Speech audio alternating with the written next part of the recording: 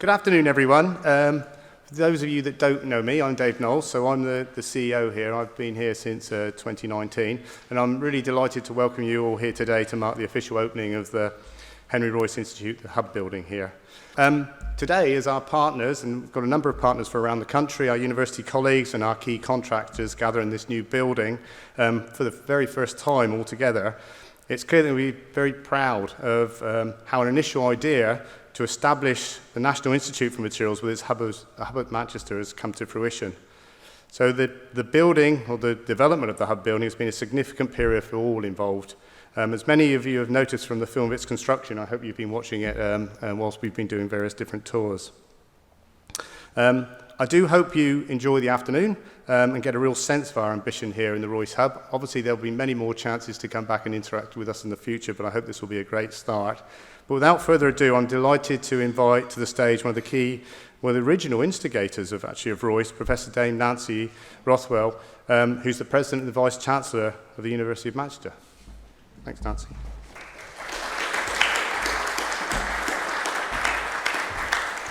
So thanks very much indeed, Phil, and good afternoon, everybody. Yeah, indeed, it was an interesting journey at the beginning as the ideas emerged for this, which started its life as the Crick of the North, but we dropped that fairly quickly. We wanted it just to be the Royce, and of course a Royce with very strong partners. So on behalf of the University of Manchester, I'm delighted to welcome you to the official opening of the Royce Hub Building. Of course, like many well-laid plans over the last 18 months, reaching this milestone's taken a little bit longer than we intended, though not too much. But as we hopefully emerge from the pandemic and resolve to build back better, it seems fitting that we're coming together to celebrate this centre of excellence, because one of the things it aims to do is to contribute to delivering a sustainable future for the world. And that's been a really important part of Royce. This fantastic building and its state-of-the-art science and innovation facilities have been made possible thanks to a £105 million investment from our principal funder, the Engineering and Physical Sciences Research Council. And I want to extend a very warm welcome to those from EPSRC who are here today, and particularly to Professor Dame Ottoline Leyser, CEO of UKRI, who will shortly unveil the building's official opening plaque, and also, of course, to Julia King, the Baroness Brown of Cambridge, and to our other speakers, Maya Marrick, postgraduate research student here at the university, and Carol Holden from the Northern Automotive Alliance. So the Hub offers not just a research space, but a space for the UK's advanced materials community to meet. And very much the thinking behind it was having a space for interactions, for discussions, for collaborations. We like to think that its location in Manchester is fitting, as many here would claim that Manchester was the world's first industrial city, and materials has always been at the heart of the city and manufacturing. So the city's heritage has helped to shape our university into where we are today. And that environment inspires transformative collaborations and pioneering ideas, from the birth of the modern computer to, of course, the isolation of graphene. And you will have heard bits of reference to graphene in your tours, either those who've been on them or those who are still to come. So the Royce Hub embraces the advanced materials expertise we have at the university, but also, of course, through our partners, which are absolutely key to that. And this is not just a building. The Royce itself has already established a large portfolio of equipment here at its home institution and through its partners. At the University of Manchester, it has significant space and equipment across university facilities, so not just in this building, also in the National Graphene Institute, which you can see just over there, and in the Alan Turing building next door, and then, of course, also at the Manchester Institute of Biotechnology and the Dalton Nuclear Institute. And soon we will be opening and extending the reach of the Royce into the Manchester Engineering Campus development, which you could hardly miss, as it's that absolutely enormous black building just behind you. And that will be opening shortly. So these facilities are integral to realising our ambition to become Europe's most innovative university, offering an environment where solutions are discovered, commercialised and applied, so not just discovery. But I'd also like to touch on another major development that will transform the way we work and innovation here. We've now secured a partnership, a joint venture with Bruntwood SciTech to establish Innovation District Manchester, just to the north of where the engineering building is, which is a £1.5 billion innovation district that we will aim to transform what was our North Campus, was the UMIS site, into playing a vital role in the future of UK science and technology. But of course, Royce is not just Manchester. It's critical that our partners play a very, very strong role in this, and they make a huge contribution to getting us here today and to our future. And it's important that we're joined by team members from Royce's distinguished founding partners, the Universities of Cambridge, Imperial College London, Liverpool, Leeds, Oxford, Sheffield, the National Nuclear Laboratory and the UK Atomic Energy Association. And these came together because of their complementary expertise. I'm a great believer that there is no university in the world that can be good at everything, even Manchester. But, of course, by bringing together complementary skills, we can really deliver a great deal more. And I want to thank all of those partners for their huge commitment to the concept of one front door, providing a joined-up framework that delivers well beyond the capabilities of any of the individual organisations, but all under the Royce brand. I also want to thank my colleagues for their leadership in driving forward this major building project, especially Professor Martin Schroeder, the project sponsor, Vice President and Dean of the Faculty of Science and Engineering, Diana Hampson, Director of Estates, and Stuart Lockwood, Estates Project Lead. I'm also, of course, very grateful to Professor Phil Withers, Royce's Chief Scientist, and Phil had a vision for Royce as far back as 2015 and has been integral to its development ever since. And this included playing an instrumental role in the physical design of the hub, which reflects his passion for having science on show and in the open. He wanted people walking past to be able to see what is going on here. And indeed, that concept has been carried through into MECD, which will be an open building. I'd also like to thank Professor David Knowles, who joined Royce as CEO at the beginning of 2019, for his leadership in driving and ratifying Royce's strategy and ensuring a smooth transition towards Royce's Phase 2 operations. He's brought with him a strong focus on commercialisation and research acceleration. And of course, we would not have the Royce Hub Building without the considerable work undertaken by a wide range of experts and contractors. Thanks go to the project cost leads, Arcadis, to MBBJ, the architects who designed the building, structural engineers, Rambol, and building services engineers, Arup. And thank you also to Balfour Beatty, Kilpatrick, and of course to Langer O'Rourke, our contractor. I know that Baroness Brown will add her own thanks to key members of the team too, but of course the board of the Royce has been instrumental in its early phases, and I know will continue to be in the future. So here at Manchester, we're really proud to host the Royce Hub and take part in its official opening, and I look forward to many more celebrations of the ideas and innovations that will be delivered through Royce in the future, particularly for a sustainable world. Thank you all very much.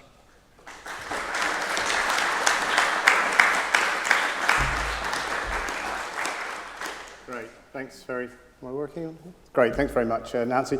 Can I now invite to the stage our distinguished chair, Baroness Brown of Cambridge, Dame Julia King, who's going to give us a little bit more information about some of the details about this fantastic building. Thanks, Julia.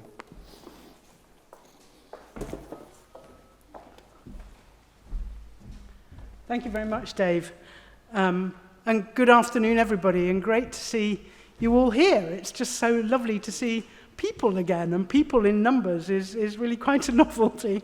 Thank you, Nancy, for that very warm welcome to the University of Manchester, and thank you and your team at Manchester for all of the work and support from the original vision for the Royce, as you've talked about, to the management of the construction of this really spectacular building, which will play such an important role as the Royce's national hub. So it's great, it's really great you've all been able to join us for this official opening ceremony, which we've been postponing, and it seemed like it was always moving off into the future. So it's really very exciting and a very important milestone, I think, for both Royce and for the UK. As Nancy has said, Royce was envisioned about 5 years ago to meet the pressing need for a National Institute for Advanced Materials, linking our outstanding partners, but of course also linking universities, researchers across universities and industries right around the country. And situating the hub in Manchester reflects, again, as Nancy has gone into, this region's long-established expertise in materials and manufacturing. So from here, Royce is coordinating and catalysing national materials innovation and offering capability to help companies speed up adoption of novel materials and, of course, of new science. Advanced materials are, of course, the building blocks of everything we use and everything we touch. And the nature and role of advanced materials has never been more critical as we continue to tackle the globe's biggest challenges, climate change and, of course, the biodiversity emergencies. Royce was therefore really delighted to welcome the government's new innovation strategy, published very recently, which sets out advanced materials and manufacturing as a key technology and mentions Royce as one of the key elements of the delivery of that strategy. And we are looking forward and expecting to play a very strong role in supporting the delivery of that strategy. We're really pleased to have Dame Ottoline Leyser, the CEO of UK Research and Innovation, here today to do our official unveiling of the Hub Building, and who I'm sure will tell us more about the role of institutes such as Royce in driving innovation and indeed in cementing the UK's position as a science superpower, something which I think is a brilliant phrase and something we should all be using to excite school children about being part of a superpower. I mean, we really do need not only to be inspiring the researchers in our universities at the moment, but also inspiring the next generation. And that's an area where Royce has already been working hard with some very exciting results. Nancy has mentioned that we have a couple of speakers, Carol Holden from the Northern Automotive Alliance and Maria Marek, a Manchester PhD student who just happens to be winner of the 2021 Institute of Materials, Minerals and Mining Young Persons Lecture Competition. So we're really looking forward to hearing from you, to pile on the pressure, I'm afraid, Mia. You'll also be hearing by video from the Secretary of State for Business, Energy and Industrial Strategy, the Right Honourable Kwasi Kwarteng MP, who had hoped to be here, but unfortunately is away on other business, and Dame Lynn Gladden, the Executive Chair of our funding agency, the EPSRC. The formation of the Hub, together with our partnerships across the UK, I hope means that this is a really truly global beacon with a message about the UK's ambition in materials. It's a real step change in capability for both the region and also for the nation, and I think you'll see that as you go round on the tours. It's home to world-leading materials scientists and also some great collaborative spaces for engagement and inspiration. The design also allows for science on show, as you may have seen walking past on the main road, with areas visible to the public as part of our mission to excite the next generation. Although I did actually notice that what the next generation might see just at the moment is piles of boxes, which might not be quite the message we want to get to in due course. So we've got some really fabulous capability here in this building. So on this floor, we have our major research facility for advanced metals innovation. And just above us, don't feel too anxious, is high-pressure, high-temperature testing equipment for research into materials systems for demanding environments. The third floor houses our multidimensional printing facility, making biomedical parts, amongst some other interesting things. And just above that is the home to the biomedical materials research driving innovation in the medtech sector. Advanced dry rooms for two-dimensional materials and batteries research are on floor 5. Exciting work aligned to the National Graphene Institute, which Nancy says is just across the road. And I think very excitingly, our Sustainable Materials Innovation Hub is on floor 6, providing SMEs in Greater Manchester with sustainability solutions for plastics use.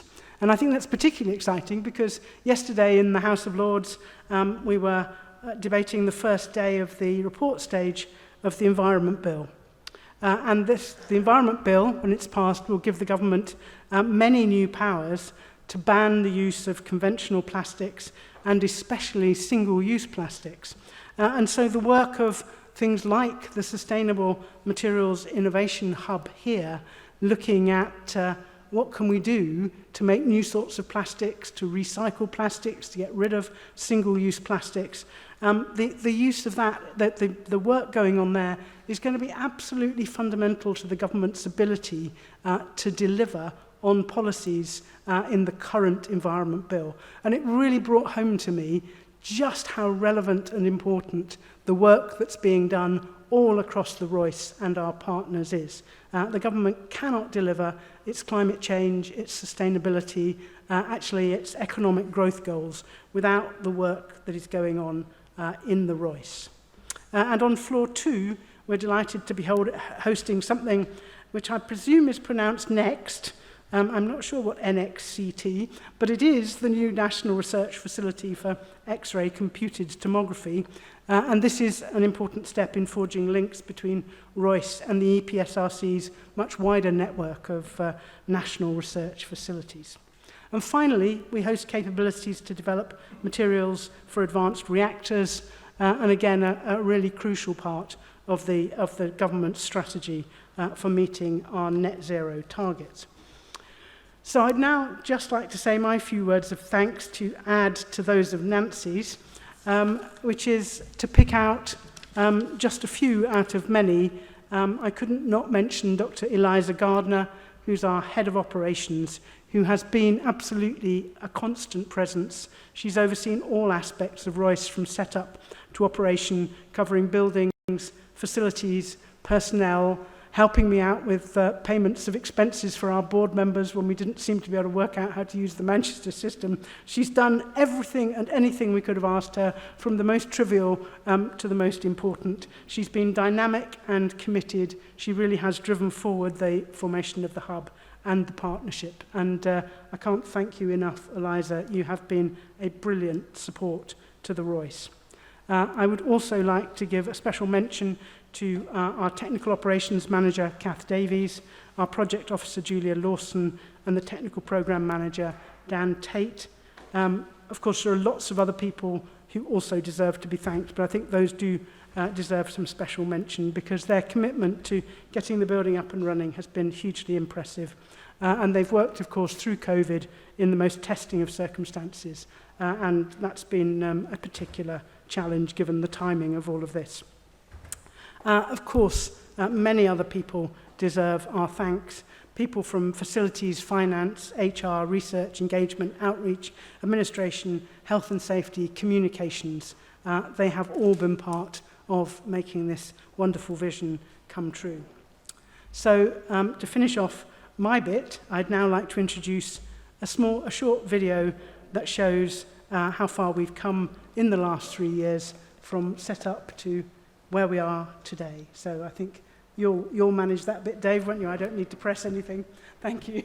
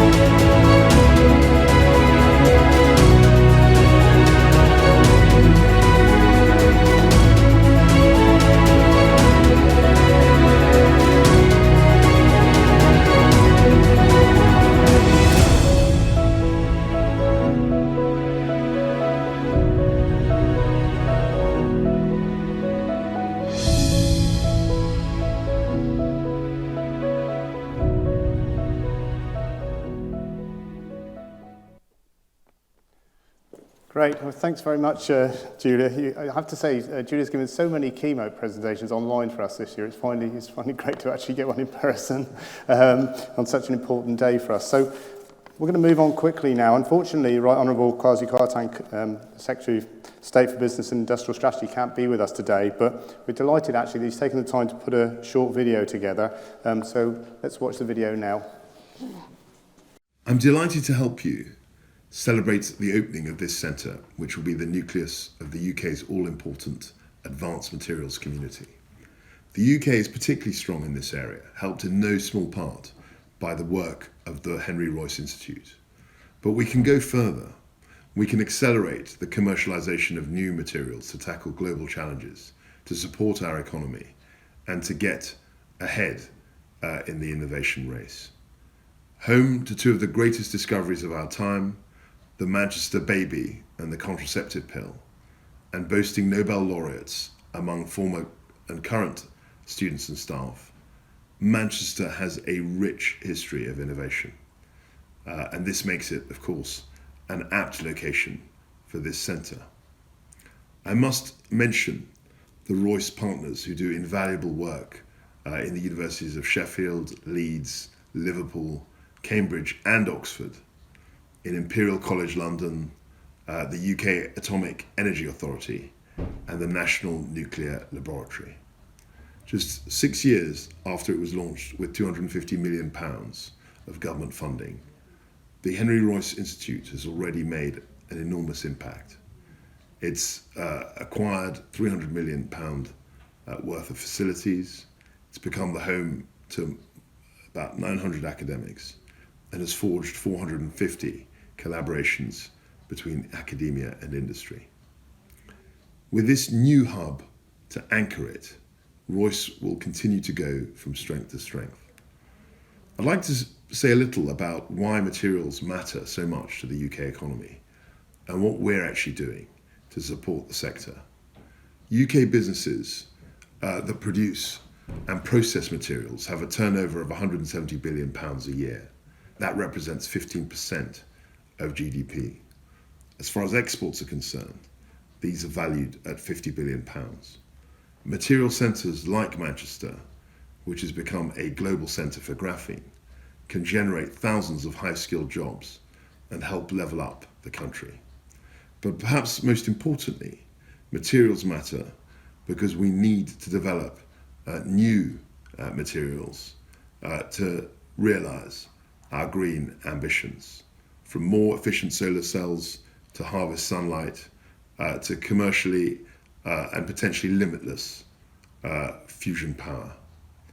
I know Royce has stepped up to the challenge, publishing 5 roadmaps exploring how materials can be harnessed to deliver net zero from hydrogen to fusion. As well as developing new green innovations, we also need to manufacture them at scale. The global materials market is anticipated to reach around $102 billion by 2024, and it's absolutely vital that the UK can actually get a big slice of that power. Speeding up the journey from atom to component will allow us to improve lives and to gain a competitive edge in the global innovation race. So I applaud Royce's open for business approach, where researchers work alongside industry to tackle challenges and unlock new innovations. As you all know, this government has placed R&D at the heart of plans to build back better. Our recent innovation strategy highlights advanced materials as one of the 7 key tech families where the UK can strengthen our strategic advantage. The government has also invested in many materials-focused projects. For example, £125 million for Future Flight project, which looks at materials for the next generation of aircraft. I recently visited Stoke-on-Trent firm Lucidian, which was awarded £18.3 million from the Strength in Places Fund to bring new advanced ceramic technologies to market. We're committed to supporting the sector to ensure that we can fully develop its potential. I'd like, in conclusion, to quote from Sir Henry Royce, who said, "When it does not exist, design it." With Royce's example, I'm sure we can acquire a graphene-like strength in materials that will set us apart in international competition and help us design a greener, brighter future. Right, well, thanks have to go there to our Business Secretary for an important message. It's great to hear him set out the government's commitment to innovation and hear material science being mentioned as a key part of that. I'm now really delighted to welcome our keynote speaker, Dame Ottoline Leyser, who, those of you that don't know, is the CEO of UKRI. Ottoline's going to tell us a bit more about UKRI's vision and our role therein, and following this, we're going to be delighted that Ottoline will officially unveil the building plaque. Thank you. My usual requirement to adjust the microphone down. It's really great to be here. As the other speakers have said, partly just because it's really great to be somewhere other than my flat. But it's also really exciting to be here for the opening of this particular facility, which is so emblematic of so many of the things that I'm hoping as UKRI we can achieve for the research and innovation system. I want to run very quickly through some slides which I think illustrate the way we need to change our thinking about the research and innovation system and why, therefore, institutions like the Royce are so important in helping us to do that. So if we go to the first slide, just some quick background on UKRI. For those who are not familiar with us, we are the largest public funder of research and innovation in the UK, and we were formed in 2018 from bringing together the 7 disciplinary research councils, including EPSRC, that we've heard about as a major funder of the Royce, but all the other disciplines too, and Innovate UK, the UK's innovation agency, and Research England, who work very closely with the devolved administrations to provide support directly into universities and also for their knowledge exchange activities. So bringing all of that together gives us the opportunity then to think about the whole research and innovation system and how we can really tune that system to be most effective for the UK and for the UK's economy and for the UK's population, for our society. So as a public body that's spending a very large amount of public money, we are of course accountable to government, and we are part of a system. I view us very much as stewards of a system which reaches across sectors: academia, business, public sector, third sector, and of course, crucially, our international partners. And our job is to try to make this work as effectively and efficiently as we possibly can. If you think of the research and innovation system as a machine, we want to make sure it's a really well-oiled machine. But I think the image of that machine is really important. So the problem we have, or quite often suffer from, on the next slide, is that we think about this machine more as a kind of sausage machine, where you have wonderful ideas at one end, moving along some linear path to fantastic products at the other end. And we think very heavily about that process as a linear process with everything going in one direction. Everybody knows this is fundamentally wrong, but nonetheless, because it's such an easy way to think about it and it fits so well with our very human kind of storytelling ambitions, that's how we think about it. And that's often then how we invest in it. So next slide, and how we measure it. We think about investing in discovery and that produces papers, and investing in products that maybe produces patents or supports companies. And that focus on linearity with the two ends that you can invest in and measure also results in a gap between the two. And as I say, everybody knows this is not right. Everybody knows it's not a sausage machine. And standing in Manchester, I think it's very important that we stop thinking about it that way and think of it more like a weaving machine, where you've got multiple things that you can bring together to create different pictures depending on how you do that processing. So the next slide shows what you really need, which is this much broader system, different people, different skills, different sectors, and crucially, the people and the ideas have to move very freely through those systems. That system, the porosity of this system is absolutely crucial to making it work. effectively. And so this is what I think the opportunity UKRI really has. Because we reach right across that system, because we touch all of those different kinds of people. We've heard so much about the many people who have contributed to making this project work, not just the researchers, not just the innovators, but all the people that it takes to build this kind of research environment that go well beyond just the researchers and just the innovators. So thinking about all of those people, all of their skills, how they connect together and how we can join up the system is absolutely crucial. And so on the next slide, that's how I see UKRI as stewards of this system. That on next layer, please, that our vision needs to be to create this outstanding research and innovation system for the UK that gives everyone the opportunity to contribute and everyone the ability to benefit, enriching lives locally, nationally, internationally. That all-inclusive position is really important in really embedding the research and innovation system as part of our culture. As we seek to build back better after the pandemic, this has got to be an inclusive knowledge economy, not only greener, but also much more inclusive. And we at UKRI, I think, have a really valuable role to play in making that happen. Next build, which because we reach across the system, we can convene, we can catalyse, of course we can invest, we can also incentivise the kinds of behaviours that we think we need to see through those tools, and to work absolutely in collaboration with all our partners across the UK to build that thriving, inclusive system, connecting all of those parts in the system. And that from that, I think we can begin to think about what I consider to be the kind of 4 fundamental principles that underpin our ability to build this weaving machine as opposed to the sausage machine. So those are listed, I think, on the next slide. So diversity is extremely important, and that means diversity of people, diversity of skills, diversity of disciplines, and crucially in the context of an institution like this, diversity of institutions. So all kinds of diversity axes in how we fund, what we fund, where we fund, who we fund, really key. And that diversity with connectivity is where you really build the strength in the system. So diversity with balkanization doesn't help you. Diversity with connectivity, so you really get the benefits of that diversity, absolutely crucial. And from that emerges resilience. A diverse, connected system can be more resilient. And all of those things are critically dependent on everybody taking the time to engage immediately around them, to engage with their near stakeholders and their far stakeholders to build that connectivity into the system.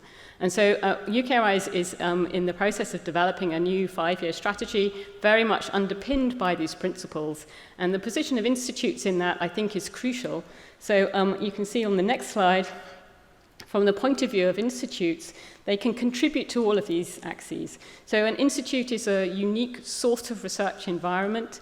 It works in a different way, can work in a different way, can bring people together in different permutations and combinations, which I guess maps into connectivity, can have different level of focus to a much broader institution, for example, like a university. So that it's a key element in the system, a key part of that much broader landscape of research conducting and innovation conducting organizations. And I think institutes have a particularly important role, as we've heard amply already today, in driving that connectivity, bringing different kinds of people together, but different kinds of institutions together. And Royce is a fantastic example of that because of all the partners that you've built. And through that comes resilience.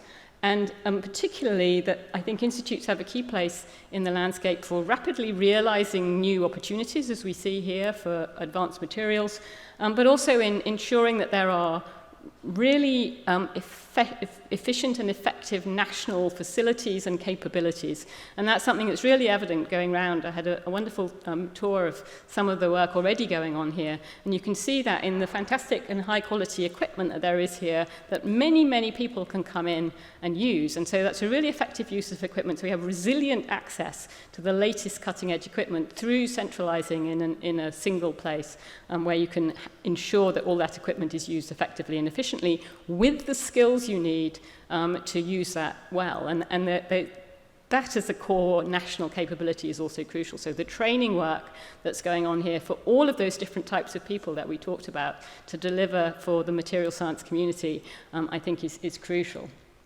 So resilience, and then, I mean, the whole point about the Royce really is it is a hub. It's a hub for a focused area of research and can build those relationships through deep engagement from schools, as we've heard about, through to both the primes and the SME community and everything in between and around. So I think on the next slide you can really see from what the Royce's ambitions are, what the Royce has done already, and what I'm sure the Royce will do into the future, how it's just so emblematic of those core roles of institutes in the landscape, in the diverse, connected research and innovation landscape that we need to build, providing that single front door for the materials community, crucially connecting up people, ideas, sectors, skills, a national capability that can be a world-class environment from the point of view of the skills and the equipment and the infrastructure, but also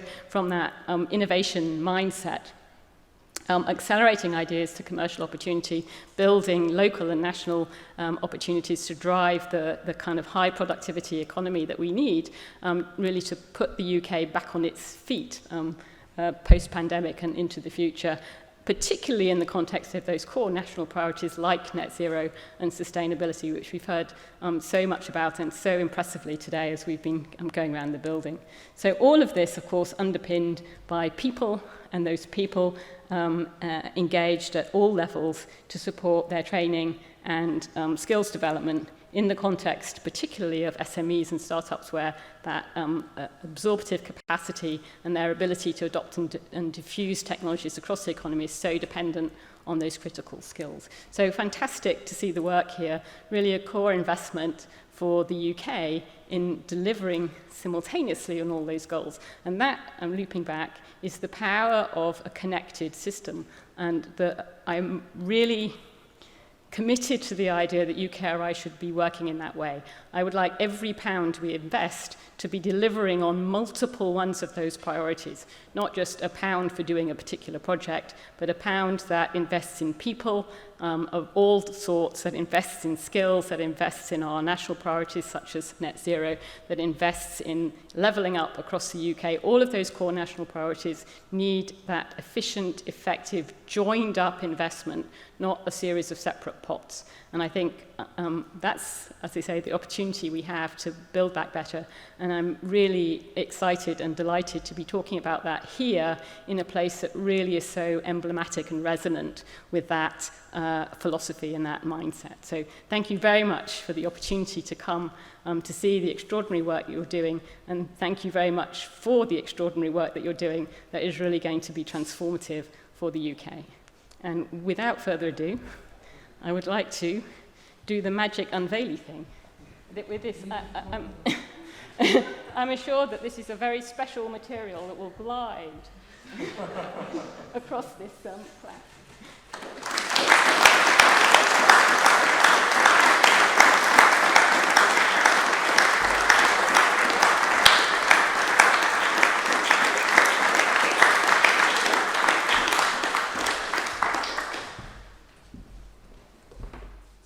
Much, Ottoline. You touched on so many things there. I don't know where to start, but I think, Royce being part of that weaving machine is something that's quite exciting and something new for my lexicon now to talk about.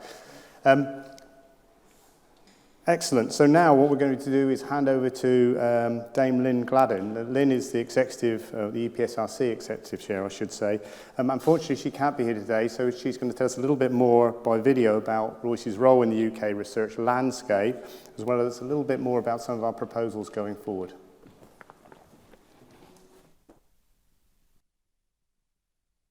Good afternoon. As some of you may know, I'm Lynn Gladden, the Executive Chair of the Engineering and Physical Sciences Research Council, and I would like to thank the Royce for inviting me to speak at this event.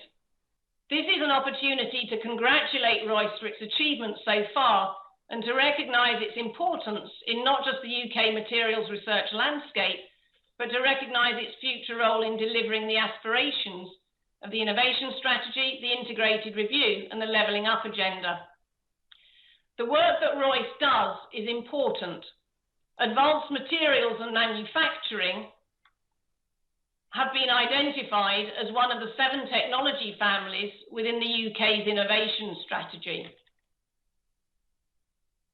The way Royce works acts as a template for the way in which EPSRC seeks to use its institutes. Manchester acts as the focal point, the hub of the UK effort, and is fully networked into leading materials research around the UK. Of course, in this context, it is important to recognise the founding partners, the universities of Sheffield, Leeds, Liverpool, Cambridge, Oxford, and Imperial College, as well as UKAEA and NNL. Royce now has an extended network of academic partners across the UK and over 400 unique industrial users who have benefited from over 90,000 hours of access to state-of-the-art equipment. To date, Royce has also secured of order £100 million of additional third-party funding from the Wolfson Foundation and ERDF, which has supported the Biomedical Materials Facility and the Sustainable Materials Innovation Hub. So what are the characteristics of Royce? Royce develops national capability and deploys it locally to support regions, engaging with national and local business. It brings together the UK materials community to punch above its weight on the international stage in a key technology family and facilitates overseas investment from industry. It supports the development of technical staff across business and academia, promoting diversity and career progression outside the conventional academic path. And the Royce works closely with government through foresighting and landscaping to help establish the national agenda. And I thought it was worth identifying 2 quite different highlights to show the different ways that Royce works. First, I'll take the Sustainable Materials Innovation Hub. This provides free advice to SMEs in Greater Manchester who are looking to make sustainable materials. It also provides access to quick test facilities to understand the challenge and identify potential solutions. And it is active in developing new sustainable polymers, improved methods of recycling, and validation of emerging sustainable materials. The second example is quite different. It's the EDF-Royce Prosperity Partnership. And this focuses on the novel design, fabrication, and structural assessment of nuclear power infrastructure driven by digitally enabled materials, potentially a key technology if we are to achieve net zero. EPSRC has funded this project to the tune of £2.4 million, and this has enabled an additional £5.4 million of additional investment, a real achievement on the part of Royce. So what are Royce's plans for the future? And of course, I have to say, subject to the spending review. There will be a particular focus on people. Royce Fellows working to address major material challenges that span traditional sectors and disciplines. Application scientists dedicated to short duration, fast start projects with businesses of all sizes, and a challenge-led PhD student scheme. There will be a clear focus on advanced materials for a sustainable society, the transition to net zero, sustainable manufacturing, digital and communications, circular economy, health and well-being. In closing, let me say that EPSRC recognises that the Henry Royce Institute has established a highly successful platform upon which even greater things can be achieved, and I wish you all every success in the future.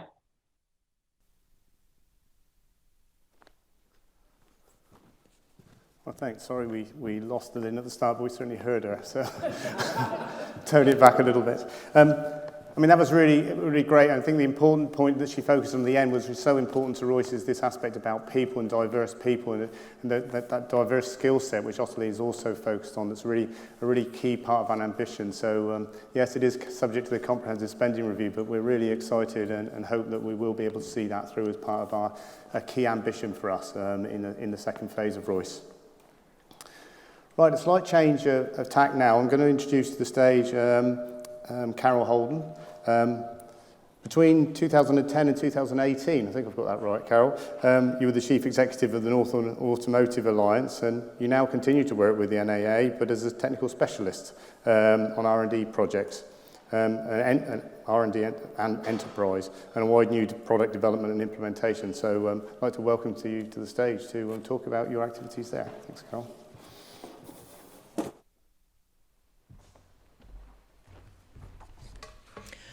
Good afternoon, everyone. I think, as our previous speakers have said, it's nice to see such a big group of people for a change. I'm a bit fed up of looking at my husband and my son. Good job they're not here, probably.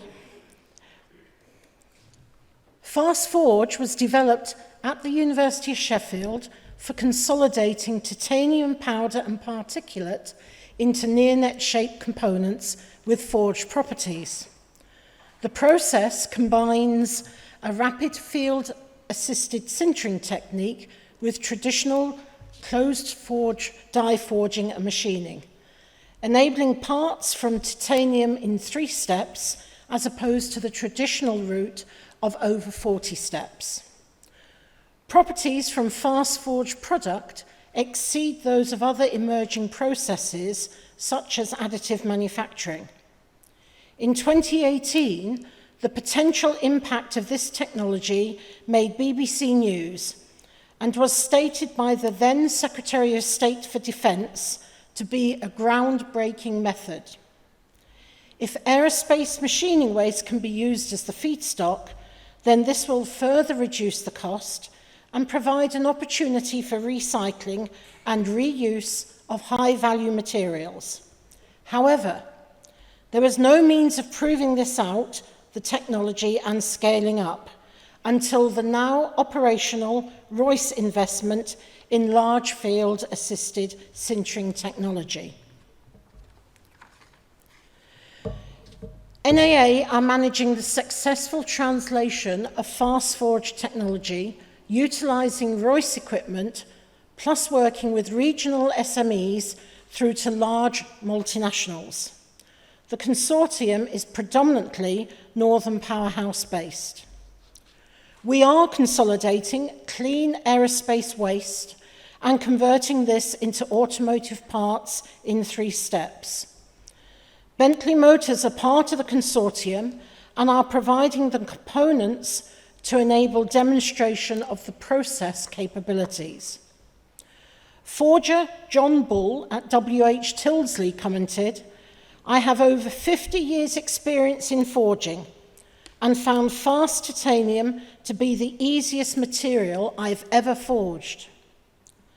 This R&D project has allowed John to share his experience with a new generation of apprentices.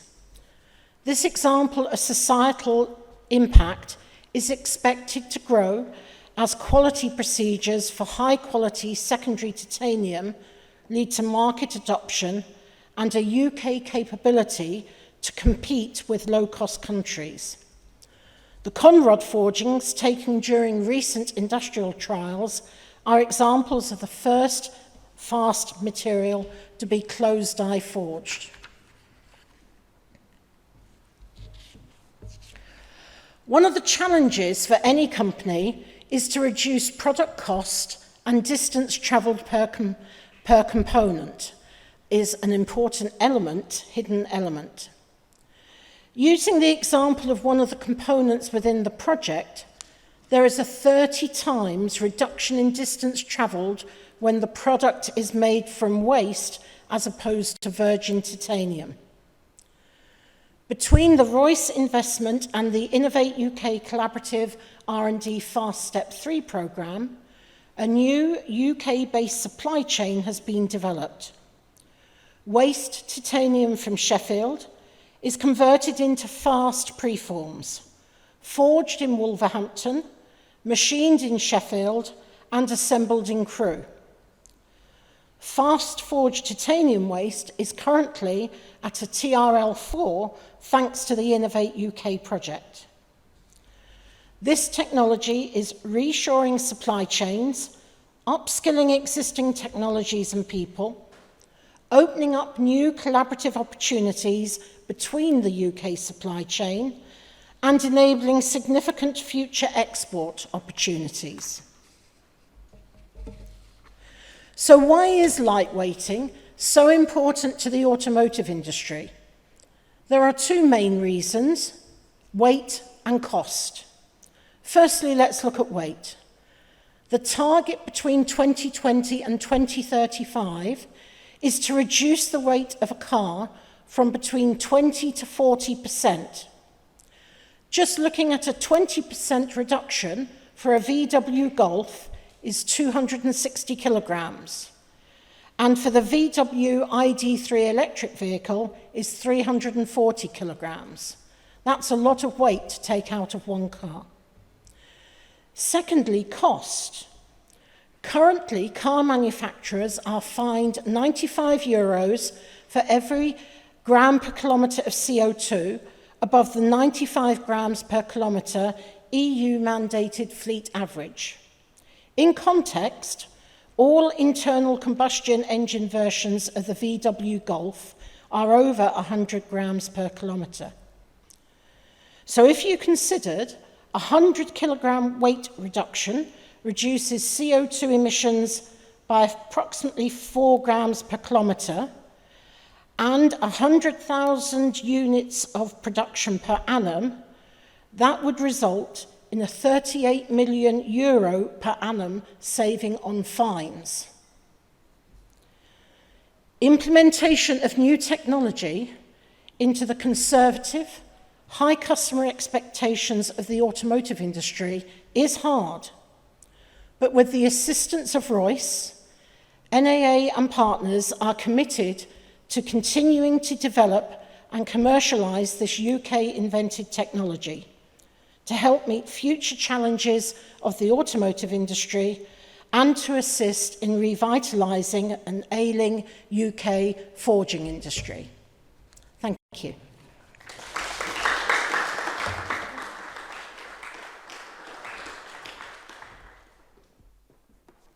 Great, thanks very much, Carol. It's really important to set out the role of Royce and the role that we've had there in enabling that industrial success, and particularly in the automotive sector, and particularly in the north, actually, and giving an example of how that disruptive processing route holds so much promise.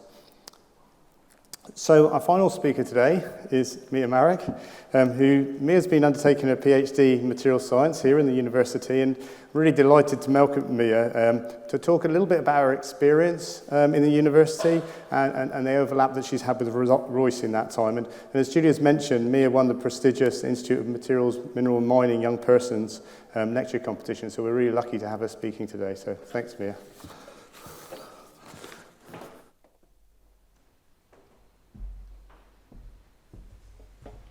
Good afternoon, everyone. As was mentioned, my name is Mia Marek, and I feel very lucky to be able to speak to all of you guys today about my PhD experience. And I'm doing a PhD at the University of Manchester, and I'm basically focusing on nuclear materials. To start off, I thought I'd give you a little background about myself. I was born in South Africa, and I lived there for 10 whole years. And then I moved to Australia, where I did my undergraduate degree in material science and engineering. And after this, I thought the sun and the beautiful weather and the beaches from both Africa and Australia were just too much, and I wanted to move to the rainy UK. And this is where my PhD journey began. In terms of my studies, as I mentioned, I did my undergraduate degree in material science and engineering at the University of New South Wales in Australia. But I made sure not just to focus on my studies, but to also focus on a lot of outreach activities. And this is an example of one of the student societies within my university. In my second year, I was really lucky to get a scholarship, an international research exchange scholarship to North Carolina State University. And this was my first chance at doing real research. And coming from a metals background, having to do a research project in simulating DNA was a bit confusing, and it was a very, very big learning curve. But I'm very grateful for this experience because it taught me what research was like. And it really threw me in the deep end where, I had to figure out how to write a report and do all these things. And it really stemmed my passion for research. After this, I got a scholarship from the Australian Nuclear Science and Technology Organisation, and this was to do my undergraduate thesis. And this is a bit more in my field of expertise, I guess, in nuclear materials. And this really stemmed my passion for research and industry and trying to combine the two together. And that's where I ended up in the UK. And the University of Manchester has one of the best nuclear research groups in the world. And I was very thankful to get a scholarship from Framatome, a very big nuclear industry. And they gave me an industrially relevant problem, and it was my opportunity to try and solve it. And so that's what I've been doing for my PhD. But also making it very important to note that although focusing on research is very good and very fun, my PhD gave me an experience to do much more, whether it was outreach activities, promoting a female researcher to schools and university students, or the IOM3 competition, or even something like the Global Young Scientist Symposium, which was really great experiences all given to me from the university. In terms of my project in a slide, I tried to keep this very simple as well. So it's looking at the metallurgical state, which I think is just a fancy word for different heat treatment temperatures, and its influence on hydrogen corrosion. And my main aim is to see whether there is a relationship between the two. And this is through microstructural characterization as well as computational modeling. And the microstructural characterization bit was where the Royce Institute really helped me a lot. And this is because, as has been mentioned today, it gives me access to all these incredible microscopes that aren't anywhere else in the world. And not only with this, but it's enabled me to learn from some of the best in the world. And one example of this is from Dr. Jack Donoghue. He's an experimental officer that has guided me throughout my whole PhD at the Royce Institute. And we've taken microscopy, some would say a very complex tool, and tried to make it cool. And this is an example of that, where we basically put a sample in the microscope, heated it to 1,000 degrees, and imaged it as it was going along. And so this is something that's never been done on zirconium before, and something really cool that without the Henry Royce's microscopes and without Dr. Jack Donoghue, we never would have been able to do. Another example of something cool was 3D Ebsd. So not just looking at a surface, but looking at the material and what's happening as we go down. And this is something also really novel and cool that all of the nice new microscopes at the Royce Institute have helped us to do. I'm hopefully going to submit my PhD within a month or two, and it gets you really reflective, especially when you're procrastinating. And whilst I've learned a lot about science and zirconium and recrystallization, I think the main thing that my PhD has taught me is that it's all about teamwork. And I think that's what a lot of the speakers before have also mentioned, and I think the Royce Institute really embodies. And it reminded me of this quote that says, "You can design and create and build the most wonderful place in the world, but it takes people to make the dream a reality." And I think that's really prominent on my PhD, because without people like Dr. Jack Donoghue, I never would have gotten to where I was. And I think that's something that everyone here also embodies. So I look forward to seeing you all around the building, and yeah, hope you have a lovely day. Thank you.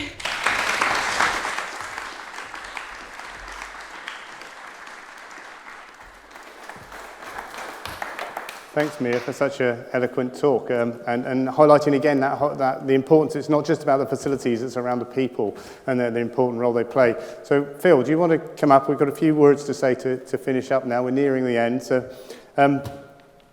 I just wanted to say that today is a real demonstration of just what we've achieved so far here, and the huge amount of work involved in creating, that goes into creating a national research lab, which is playing a key role in accelerating innovation.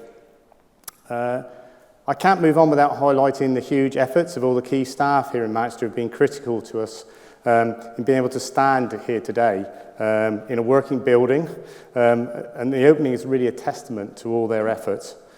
We've already had a few people mentioned today, but I want to extend some personal thanks.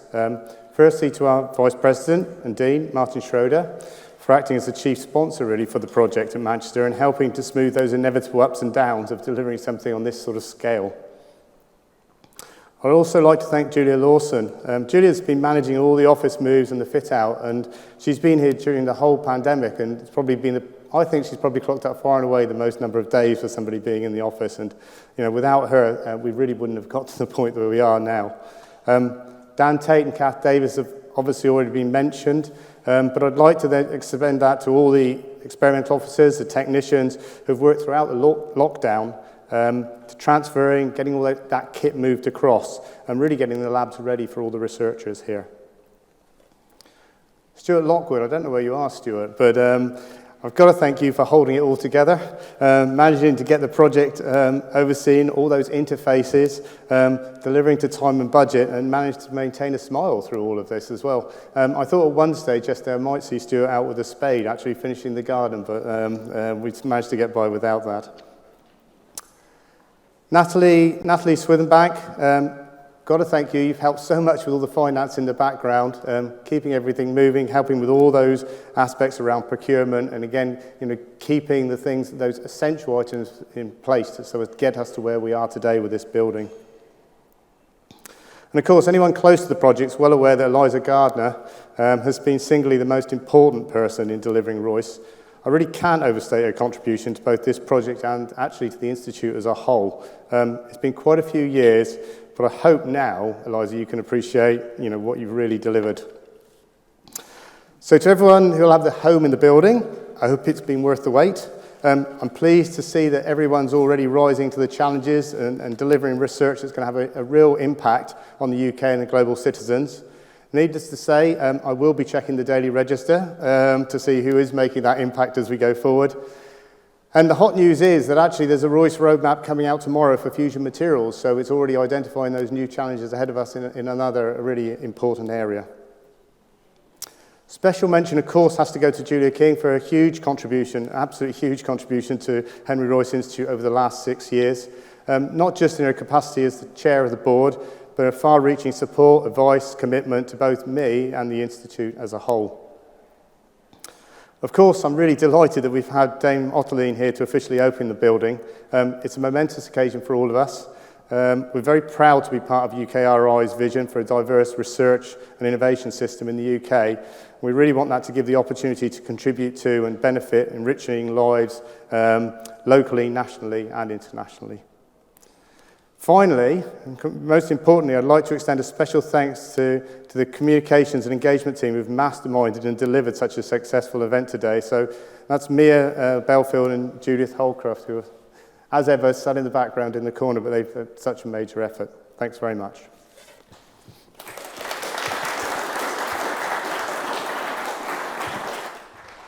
Thank you, David. and to paraphrase the words of Lou Reed, it's just a perfect day. And I'm glad you could spend it with us. It's great to see so many familiar faces here today, from the partners, from the boards, from all of the team that have made this possible. And it is really, it's always sunny on opening days in Manchester, and it is a beautiful day today, so a perfect day. As we've said, over the centuries, materials have defined the world we live in, from the Stone Age to the quantum materials emerging today. And as a result, materials lie at the very centre of the global challenges we are now facing. And as a consequence, it has never been so important to foresee and deliver the advanced materials we need for tomorrow. Looking back to our beginnings, I would like to acknowledge Colin Bailey, Sir Mark Walpert, Sir John Kingman, and of course Dame Nancy, for their concept of the National Advanced Materials Institute, with a regional footprint across the UK and with its heart here in the Northwest, although it has changed my life a little bit over the last 6 years. We are grateful for the support of UKRI and our founding partners in making it a reality, and it is really a team effort. 5 years ago, I stood on this site and paced out the spot to see if it was big enough to build the Royce, because I was really keen that it was on the campus within Manchester as a national centre, but located within a science district. And I'm really glad to hear that that vision for a science district is growing and growing, and I can see the areas that we're going to move through and develop. But I would also like to thank Ingo Braun, the chief architect, who has shared many an evening thrashing out the design of the building and working out how to get the best value from the spaces and to make them work for the people. I don't know if Ingo is in the room, but there's Ingo. Thank you so much for persevering with my ignorance of architecture, but my vision for space, I hope. Of course, good buildings don't necessarily lead to good research, but they can help create, in Dame Ottoline's words, a connected community, an environment where research facilitators, finance, communications, health, safety staff, the expert technical teams, the researchers and the students can work together and flourish and develop as individuals. With its engage, collaborate, experiment and concentrate spaces, we hope that it will stimulate multidisciplinary working to invent and refine the materials of tomorrow. And more widely, the Hub will bring together the academic and industrial materials community from across the UK to identify new opportunities, to workshop ideas and develop new approaches in response to tomorrow's materials demands. And the last 2 years has shown we don't know what those will be. Extending the quote stated by the Secretary of State for Business Strategy and Energy and Industrial Strategy, Sir Henry Royce said, "Strive for perfection in everything we do. Take the best that exists and make it better. When it does not exist, design it. Accept nothing nearly right or just good enough." We hope the Hub will play a leading role in nurturing brilliant new generations of material scientists and technicians with a balance of skills across innovation, commercial awareness and problem solving.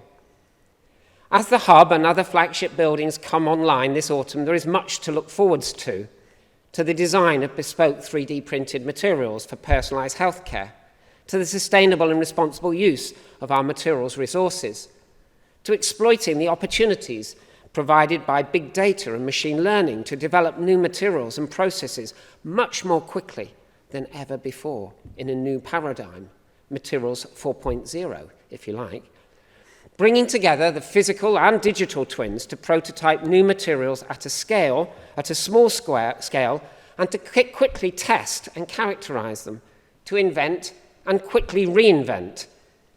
In the words of Stephanie Kwolek, the inventor of Kevlar, all sorts of things can happen when you are open to new ideas and playing around with things. It's just that the playing around process has just got massively faster and the search space massively broader. And finally, our ambition is also to invite the public, especially young people, parents and careers advisors, into this groundbreaking building to ensure we have the skill base for tomorrow's materials challenges and to shine a light onto the critical role advanced materials will play in solving the most pressing challenges faced by humankind. So, thank you to all of you who have attended this opening on the webcast or in person. And I'm delighted to now invite you, those present, to join us for refreshments. And thank you, everybody, and enjoy the rest of your afternoon. But before I finish, can I just say, can you all sit still for just a short while? Because we have a series of photographs, I think, to be taken. So I don't know who's organising that, but thank you very much for coming. And whether you have time to stay or not, I hope this won't be your only visit to the Royce Institute.